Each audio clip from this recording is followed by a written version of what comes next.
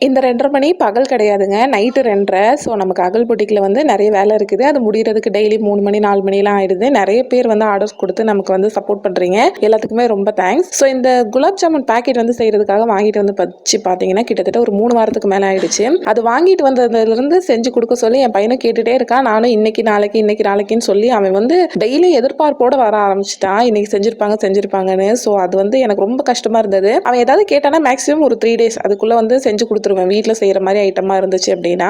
இந்த டைம் பார்த்தீங்கன்னா, ரொம்ப டிலே ஆயிடுச்சு. ஒரு கட்டத்துல வெக்ஸ் ஆகி அவன் வந்து அது எக்ஸ்பயர் ஆயிரும் நீ செய்றதுக்குள்ளன்னு சொல்லிட்டான்.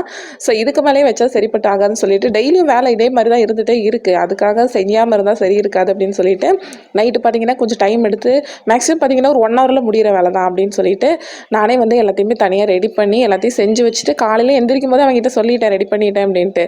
வந்து பார்த்துட்டு பிள்ளைக்கு அவ்ளோ ஒரு ஹாப்பி. இந்த ஹாப்பினஸ் இவ்வளோ நாள் தள்ளி போட்டோமேன்னு சொல்லிட்டு எனக்கே கவலையாயிடுச்சு.